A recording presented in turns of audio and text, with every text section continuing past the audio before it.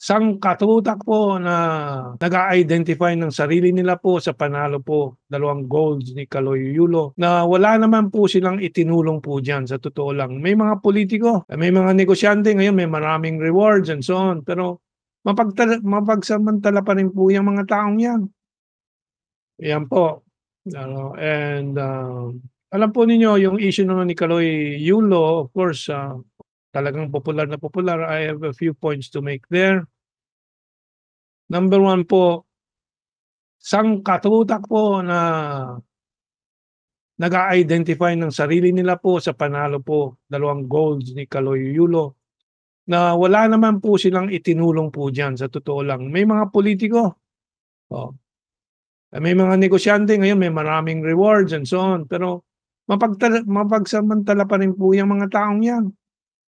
Whether they're nice to Yulo or not, now that Yulo has the appeal, they're trying to identify themselves with him, scoring favors and so on, in order to be identified with the great glory na actually si Kaloy and a few people really worked for dedicatedly, indefatigably, self-sacrificingly. So, katakot-takot po ng mga gustong sumakay po dyan. And that is disgusting. I think it's better to quietly admire and salute those who help Kaloy Yulo and of course Kaloy Yulo.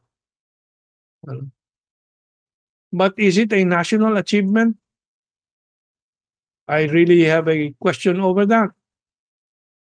Because if Kaloy Yulo did not do his own thing, would he have reached this pinnacle of his success? No. Kita po natin kung paano pabayaan po ng ating lipunan yung mga tulad ni Carlos Yulo nung siya ay kabataan pa. At it had to take a Chinoy, Lope Lim ang pangalan, na mag-alaga po sa mga mga mahihirap na mga kabataan na pinapractice po niya sa gymnastics po sa Rizal Memorial.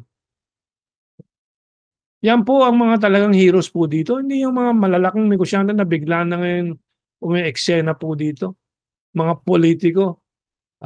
Bongbong Marcos, walang hiya ka. Sasakay ka sa wala ka namang kinalamang gantimpala po dito sa Olympics ni Kaloy Yulo.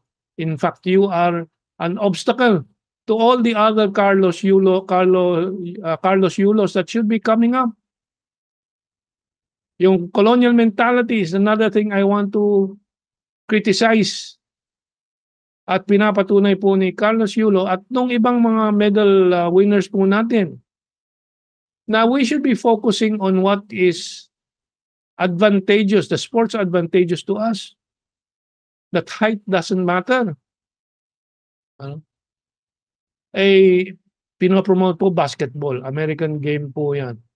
Kailangan mag-import po tayo para mag-develop po ng basketball team. Kaya kailangan gumastos po tayo ng milyon-milyon dolyares po para mag-import. Ang nagsimula po niyan ay hindi po isang Pilipino kundi isang hilaw na oligarch na mapagsamantalang Cojuangco, Danding Cojuangco ang talagang nagsimula po mag-import po diyan. But that's another sa bagay, of course, marami nang nag-i-import kasi pwede din naman technically, legally, you can always argue. Gusto maging citizen ng bansa na ito. Of course, the incentive was pera. But eventually naman, nagiging tunay na citizen naman siguro.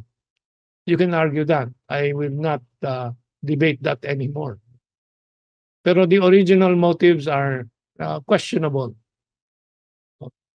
So we celebrate in the genuine spirit po of support for these enterprising individuals and those around them who support them.